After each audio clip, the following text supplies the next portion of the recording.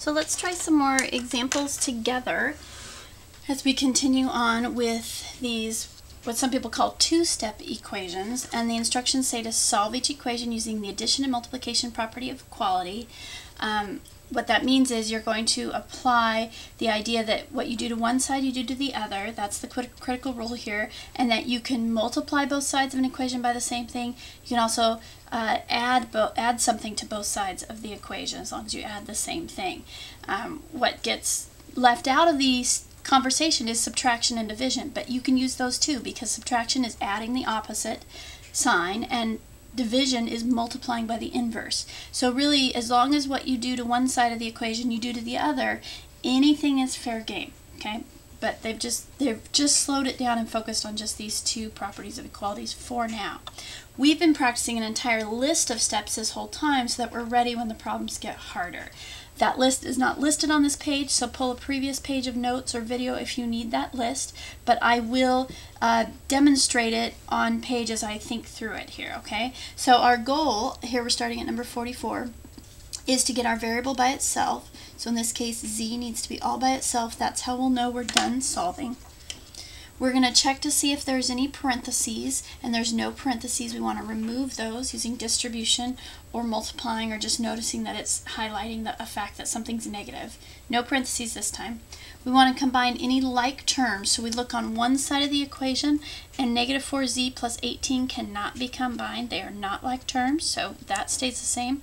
On the left side of the equation is just plain 2z, so again, there's nothing to combine over here. So like terms have already been taken care of on either side of the equation.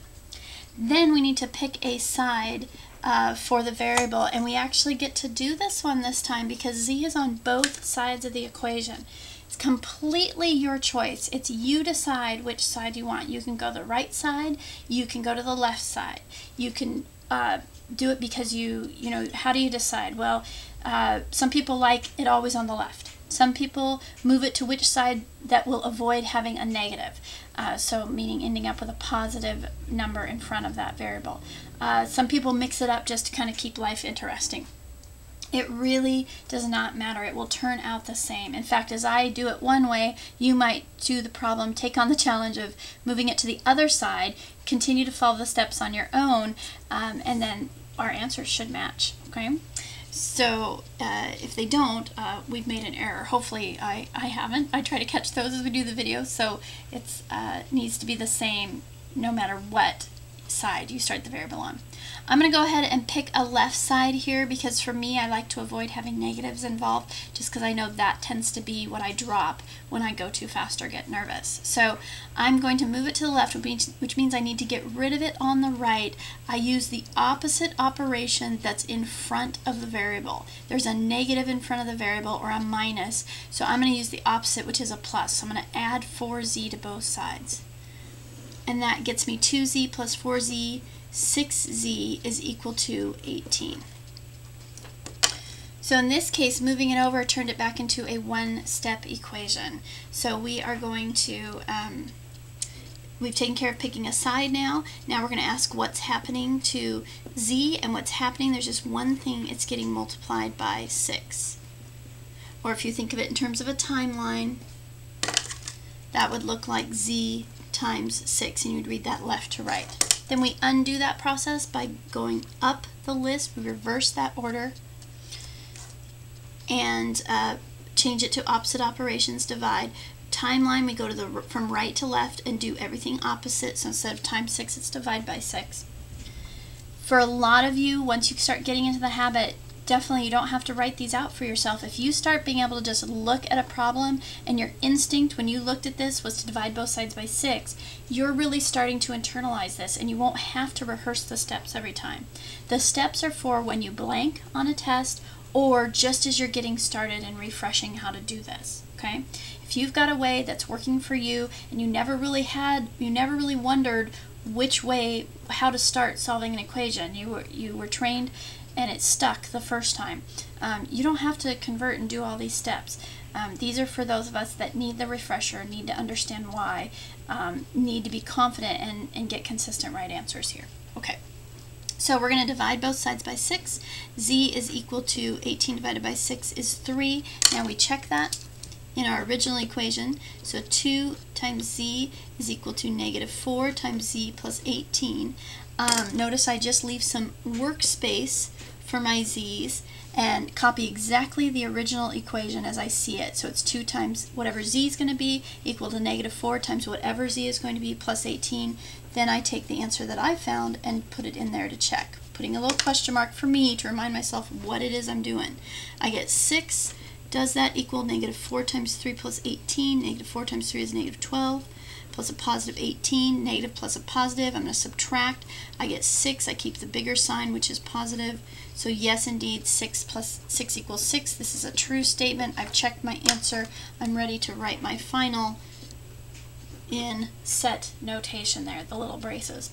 So I put it as 3 as my answer. Number 50. Let's do that same process all over again here. My goal is to get z all by itself. And I start by checking, are there any parentheses on either side of the page? Or sorry, either side of the equal sign. Not on the left, not on the right. That's done for us. Do we have any like terms that we need to combine? Again, we're just focusing on the left side of the equation. 6z and minus 3 are not like terms. Z plus 2, not like terms. They have to have exactly matching variables, and those variables have to have exactly matching exponents. And then we pick a side. And in this case, z is on both sides of the equal sign, so we get to pick. Okay. Now, I'm going to play the game and go, well, what if I was a fan of being on the right side? Or what if I wanted to push myself to get stronger at negatives? What would that look like?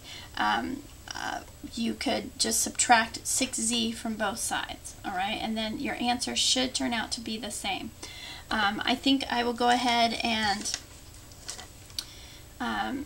move it to the left side, just because I want to avoid the negatives, but push yourself. If you want to just face it and see what would happen, go ahead and do that. By the way, a plain z sitting there is as if it were a 1z.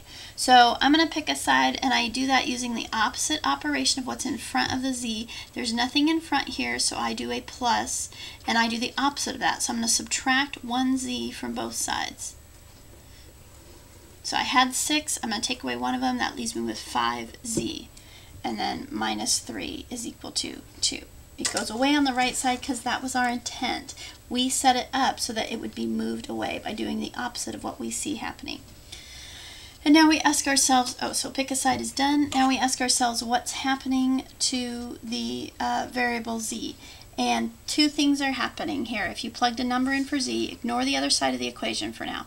If you put a number in for z, what's happening? Well, first it would get multiplied by 5, then 3 would get subtracted. So that's the list we're coming up with here. It would get multiplied by 5, and then we would subtract 3. Or if you wanted to do more of a visual timeline, you would say z times 5 followed by a subtracting 3. And then we would read that left to right.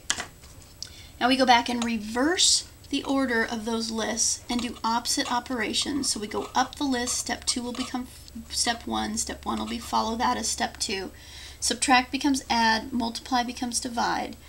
Go right to left on the timeline, that's the reverse, and then you do the opposites. Instead of minus 3, it's plus 3. Instead of times 5, it's divide by 5.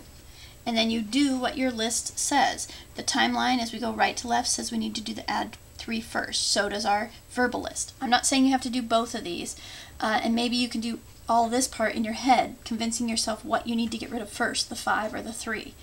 If you're unsure, this process will tell you exactly what you need to do, okay? And you don't have to wonder anymore. But for those of you that don't have any doubt and you consistently get the right answers, skip this part over here and just go right to adding 3 to both sides. Remember, it's not about you becoming like me, it's about you becoming the best math student you can be and you getting confident in your own skills. We've got 5z equals 5 now, and we've done the first step in our undo process. Now go to the second step. In the list, it says step 2, divide by 5. On the timeline, we keep moving from right to left, and we hit divide by 5 as well. So divide both sides by 5, and z is equal to 5 over 5, which is just 1. Now we get to check that answer back in the original equation. My original equation was 6 times whatever I get for z minus 3 equals 1z, so whatever I get for z here, or just z, plus 2. So the way I do it is I give myself spaces for z, then I put it in. You don't have to do it this way. Some of you might even be able to do the check in your head. Just kind of mentally plug it in and check. Again, it doesn't matter to me.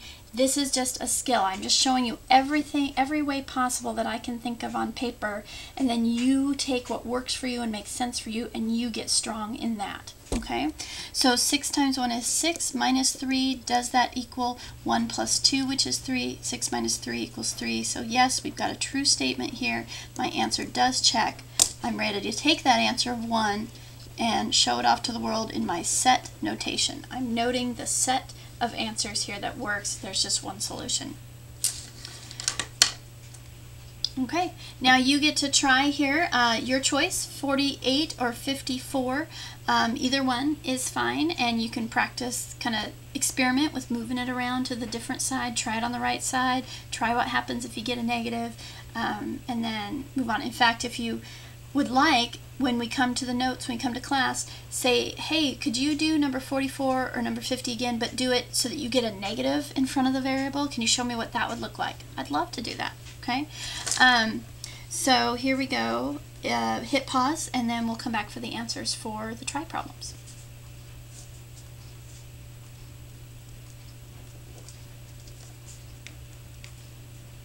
All right. If you did number 48, you should end up with negative 6 as your answer. Pause it again if you haven't tried 54 yet, because here comes that answer. And you should get a negative 3 for number 54. Okay, we'll see you at the bottom of the page.